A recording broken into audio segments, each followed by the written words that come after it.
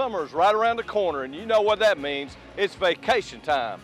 Here at Dublin Nissan, we can get you ready for vacation, whether it's a new Nissan or Chevrolet, or just servicing your current vehicle. And guys, if you're looking for a new fishing truck, you can't go wrong with this all-new 22 Frontier. And if your needs are bigger, we got the trucks for you too. It's your choice. I know what mine is. Remember, Don sells Corvettes well.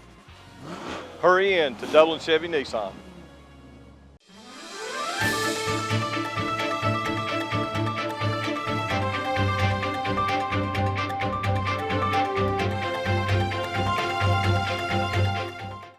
Welcome everybody, I'm glad to be with me today. Chief Keith Moon.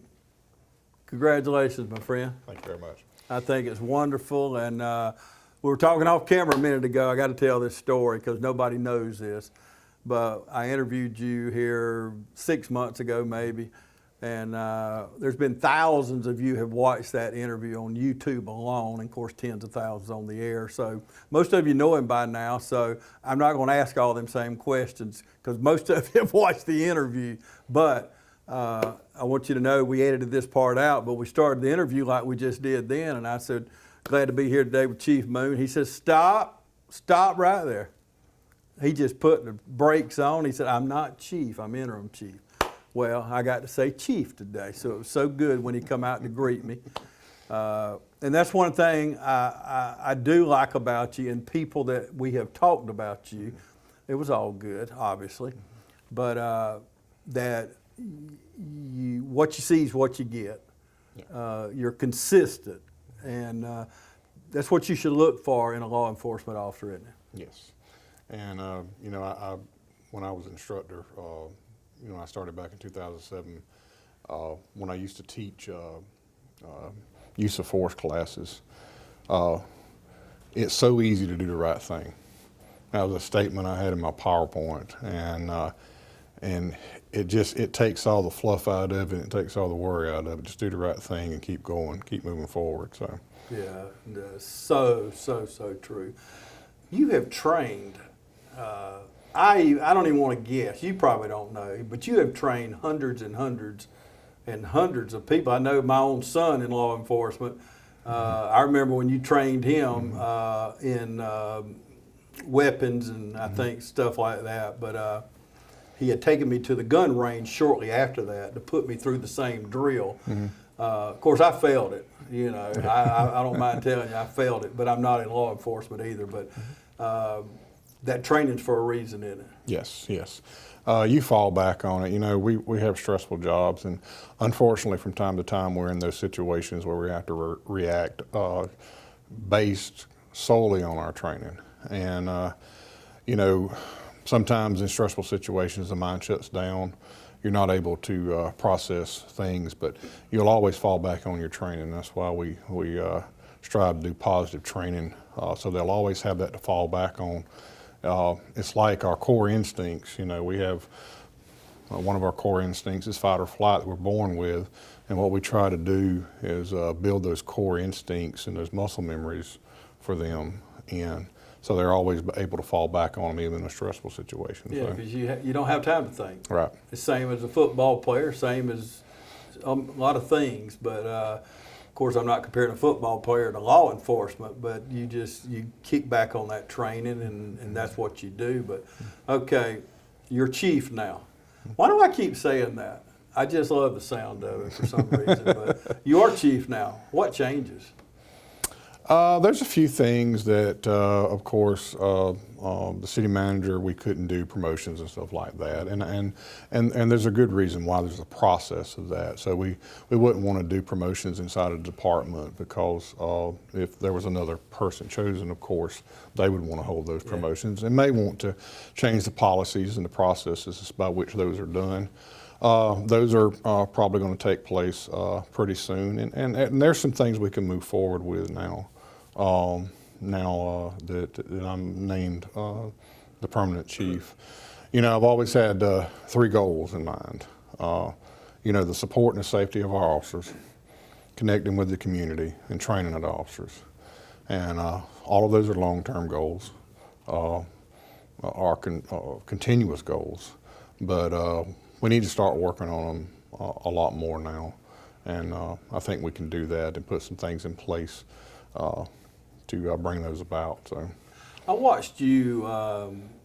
We were at Oconee Gym recently for back to school, wasn't it? Is that what it was? National Night Out, yes. National Night. Thank you. I appreciate. I need all the help I can get, brother. But I watched you that evening, not just to be watching you, but the way you interacted with citizens, black, white, green, purple, man, woman, child, whatever.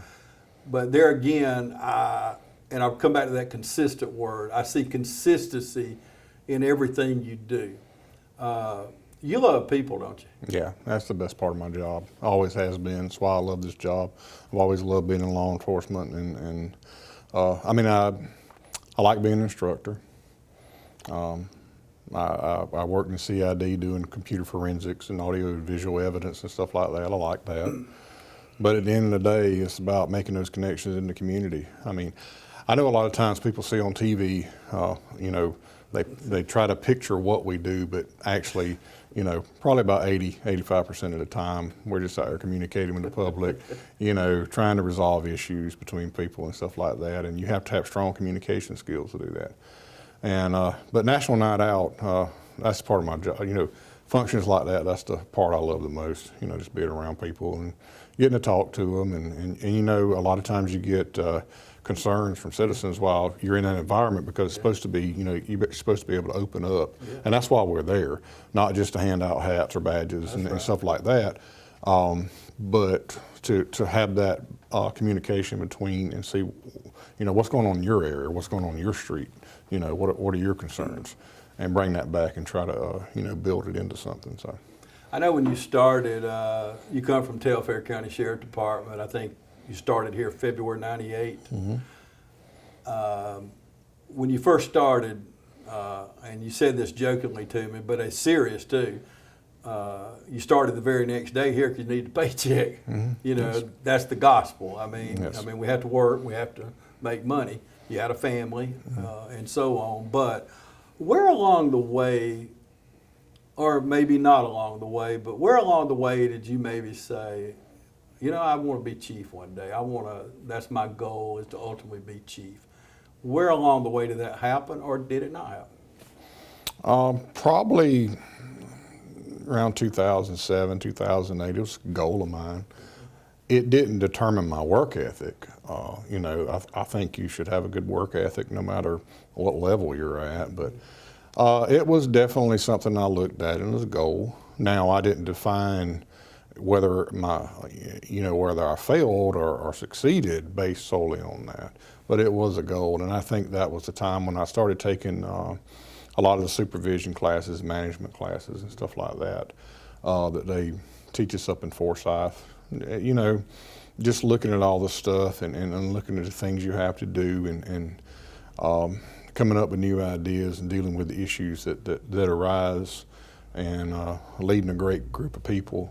You know, it appealed to me then, you know, and I just, you know, prayed about it like I did everything else, and you know, just pray about it and leave it up to God, and let Him open the doors when He decides to. So, Amen, amen.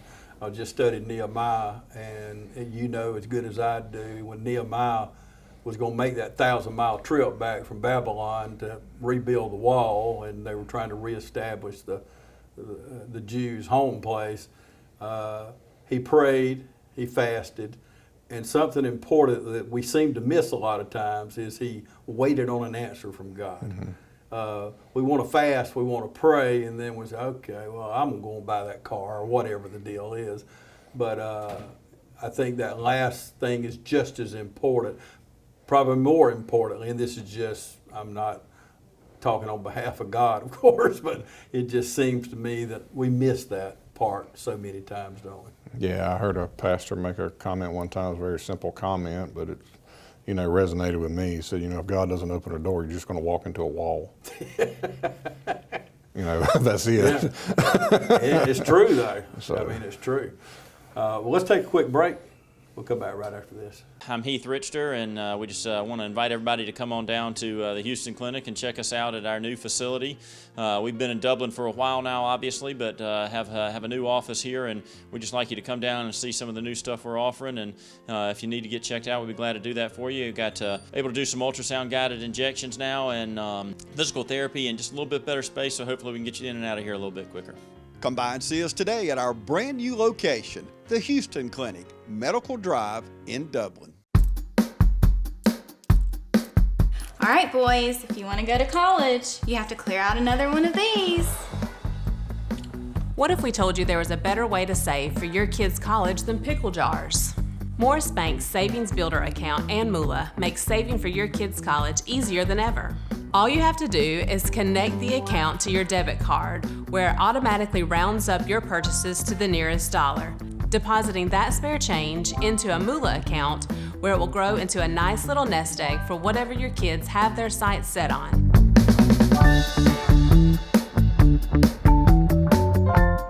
Welcome back, everybody. I'm continuing my conversation. If you just joined us with Chief Keith Moon, he has just taken the position and moved from interim to chief, and just talking about what to expect out of our police chief here in the city of Dublin.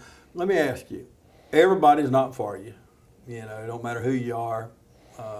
It's hard to believe, but some people don't like me and you. I mean, I don't understand it, but it is what it is. What do you say to those people? We can still talk and we can still communicate. You know, I'm a thick-skinned individual, and you know, I wish sometimes we didn't have to be where we could just communicate, but you know, we can still talk. You know, I look at where we're at sometimes in the world we live in today, and everybody's just shouting and nobody's listening, but you know, we can still sit down.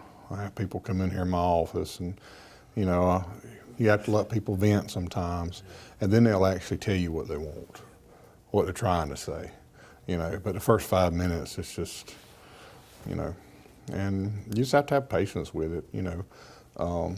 Not everybody's having a good day. Yeah. And you have to realize that. Amen. And or some people's not having a good week or a good month, and you have to understand that and just be patient with them. So yeah, people want to be heard, and we need to listen to people. We need to have dialogue. I had a preacher growing up at our church out at Bethlehem. He'd say, it's okay to disagree, just don't be disagreeable. In other words, if you're saying, what are you talking about, James? Don't argue about it. It's okay. It's okay if you like blue and I like black or whatever. I mean, that's good. That's really good. I mean, if we were all the same, we've always heard that'd be a bore. We'd be in a boring world, wouldn't we? But it's okay to be different. I think it just adds to it, and it makes us all better too. And you know this, I learned from the darndest places. People you wouldn't expect. It don't matter about education. It don't matter about none of that. People where you would not expect it, you'll say, man, he just solved that problem I got. Yeah. So, and I know you agree with that. Yeah, a lot of people, sometimes when they come in here, whether they want to vent or whether they want to talk about an issue, and that's why it's important to sit there and listen. If it takes 15, 20, 30 minutes, and then of course at the end, is that all you want to say? Yeah. Well, you just solved your own problem. You had the answer in there, you know, so let's rewind and talk about that point. And sometimes people just need somebody to talk to, so, you know, and we are that sounding board for the community a lot of times, and we have to have patience when people just want to, you know, get something off their chest. And you wear so many hats. Oh my goodness. In one shift, you can go from judge to lawyer to counselor to daddy or grandpa or whoever, you know. You wear so many hats, and it can go from one traffic stop to the next, or one encounter to the next. Chief, what are we, you know, and you know about, you know, I have a homeless ministry. What are we going to do? Well, first question, what are we going to do about mental health? How are we going to, and I'm not just talking about mental health of people that you encounter, and tell me if you disagree with this. I just said this to the sheriff. I believe if you've been in law enforcement for more than about 2 years, maybe not that long, you've got PTSD. Because the average person, I would not want to see or deal with what y'all do just in a shift or two. But don't you think the guys need somebody to talk to, or do you have something like that for the guys? And then on the flip side, it's a two-part question. Mental health to people coming in that don't belong in jail. Right. But what are we, and I beat this drum to Senator Walker and Matt Hatchett all the time. What are we going to do? And I know we can't come up with the answer here, but I'm really curious to hear your viewpoint. Well, the first part of that, when you talk about officers and PTSD, we have to recognize one thing. People process stress and traumatic instances differently. Yeah. And that's the biggest thing. You know, we don't have a one-size-fits-all. And I've been in law enforcement for 30 years, and I can remember some very early on an incident that happened at an accident scene. And it really got to me. And you were told back then, you know, oh, just suck it up, you'll be all right, you know. And but we have to understand and realize that people process that information differently, and some people are able to deal with it in some capacity, and some people are not, and that's okay. And I'm glad you asked that question. We had some gentlemen come down from the state a couple of weeks ago and sat here in the office, and a program that we're fixing to get started up is a peer program that the state is funding with officers, and it's basically just an outlet for them, somebody to talk to. And the great thing about it is it's just a network of people all over the state, anywhere from chiefs to officers, deputies, parole. There's just so many people participating in it, but you never know who you're going to get to talk to. You know, you have to be trained, of course, to be on the other end of that line. But, you know, you may have an officer up in Blue Ridge, Georgia, that's going through, and they hook you up with somebody in South Georgia. That way there's that disconnect, you know, because sometimes they fear, well, if I say something about this, it's going to hinder my job or jeopardize my job, okay? And of course, there's a level there that we really need to look at, but at the same time, sometimes I just need an outlet to talk about something. And somebody on the other end of the line that first of all listens and then can relate, you know, and say, hey, I've been where you're at, okay? I understand what you're saying. No, I wasn't, I've never seen what you've seen, but I have had something happen to me that really stuck with me. And this is how I processed it, but you may not process it that way. So what do you need from us? What do we need to facilitate to help you out? So at the onset of it, you just have to realize that people don't process things like that the same way, you know. The second part of your question about mental health, as far as suspects go and the public goes, again, is to realize that it's real, you know. I think sometimes we tend to concentrate on the people that fake it to gain something, but that's not the truth of everybody. Okay, that's a small percentage of people. And you know, I told you one of the goals was training, and one thing that we're trying to bring in-house here is a critical incident training for our officers to learn how to differentiate between those in a mental health crisis and how to, you know, the procedural part of it, how to deal with that person, and to differentiate between someone who's not, who there's just criminal activity afoot, and that's what's going on. So I think there's a response by the department, something that we can do, and I think it also needs to involve more partnerships with mental health, and but that's easy to say when they're having staffing issues like law enforcement, and pretty much every other industry is having staffing issues. It's nice to say that we need to do that, but then who's going to be that person, or who's going to be those folks that come out and do it? And then you have to realize there may not be anybody, you know, and that's the tough question about it, you know. So I know you can't really get into a lot of this next question, but say what you can, don't, you know, or tell me you don't want to answer it, but what are we going to do about the gangs? I mean, not just Dublin, but Vidalia and Macon and Alamo or wherever. It seems like the gangs are taking over our communities, and people that have lived in communities for 40 years, paid their homes off, worked hard. never been in trouble with the law, love the church, you know, and love their community, can't even sit on the front porch anymore. You know the communities I'm talking about. What are we going to do?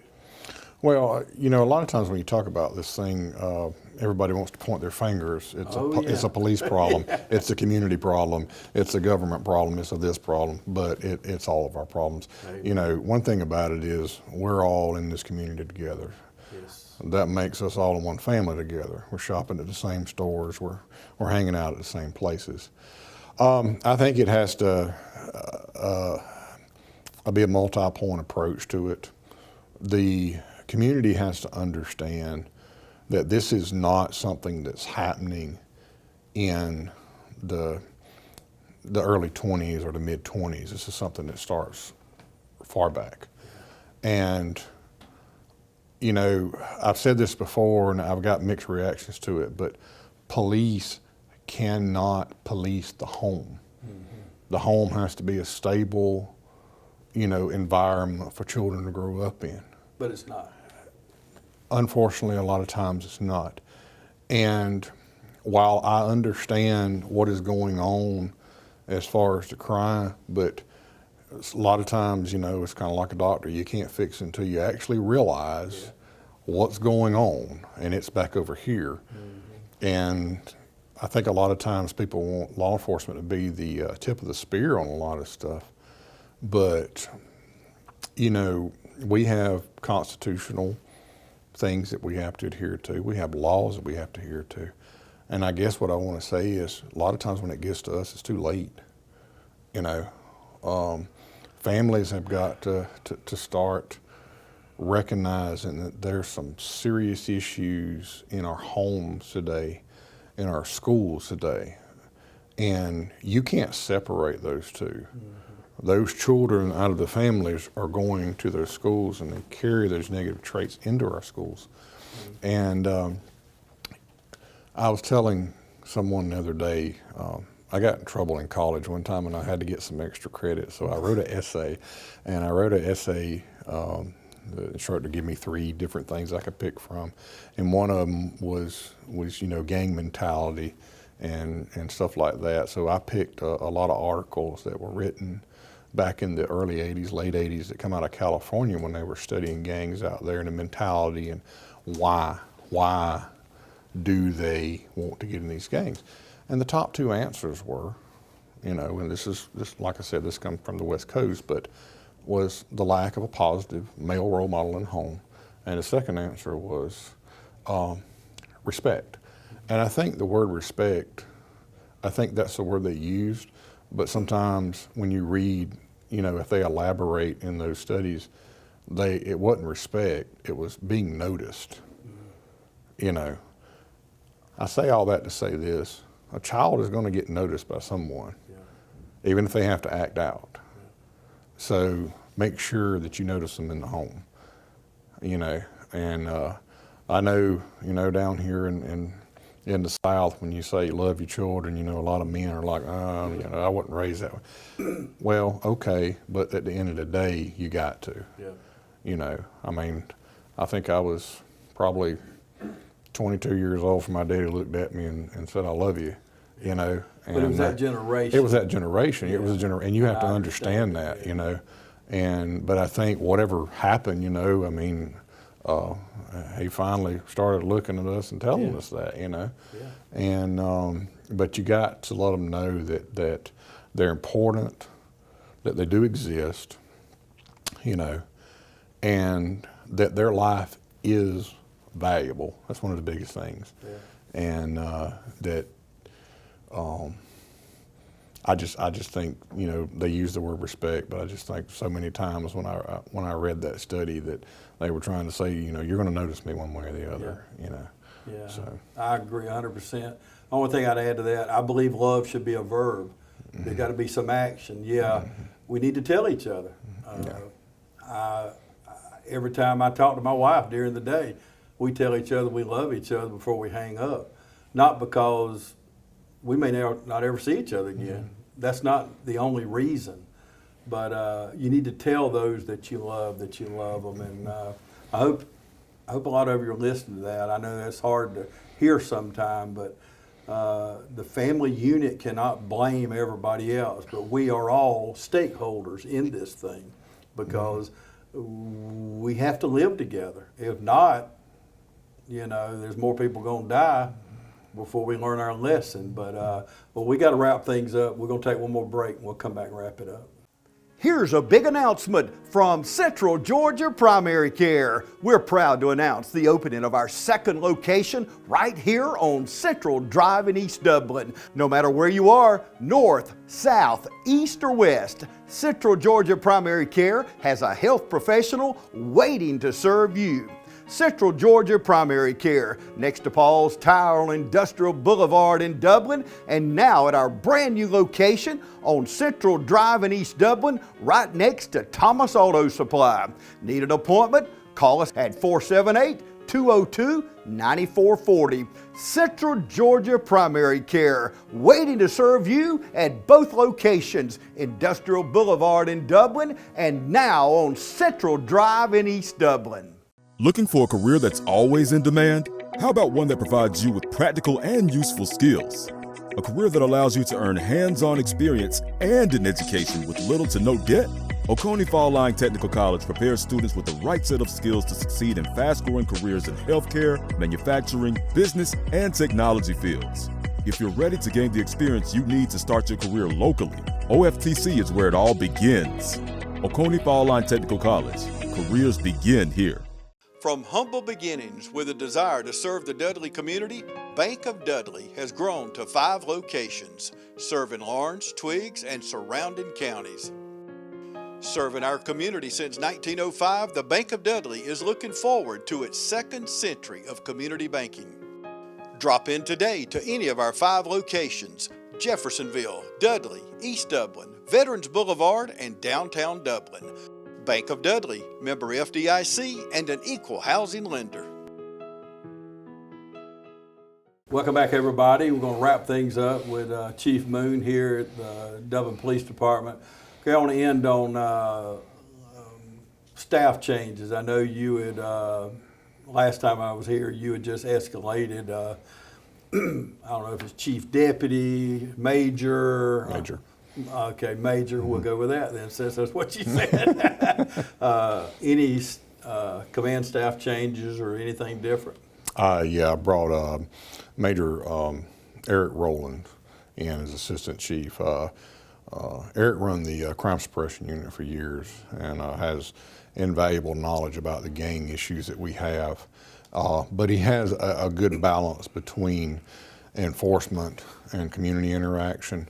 And he's also, over the day-to-day operations of all our field forces.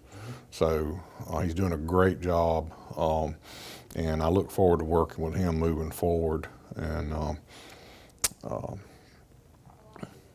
he, like I said, he brings a lot of knowledge, but I guess the biggest thing I would say about him is he's got a good balance, of making sure that we connect with the community, that we have open communication with the community, but also at the same time making sure that we keep those enforcement actions going, so that we can protect the citizens better. So.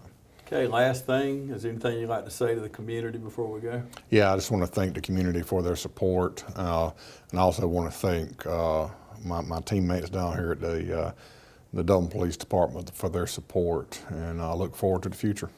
Okay, thank you, Chief. All right. Thank you for joining us today right here on TV 35.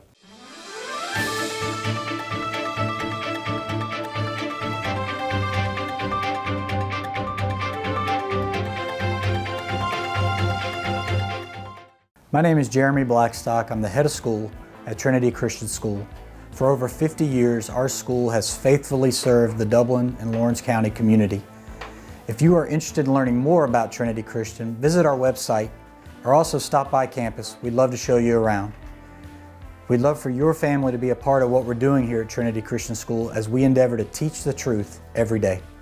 The Lord has blessed us and we have experienced growth this year in our enrollment, but there are still plenty of spots available in K through 12th grade. So if you're interested in touring the school or interested in learning more about our application process, visit our website, tcs.edu.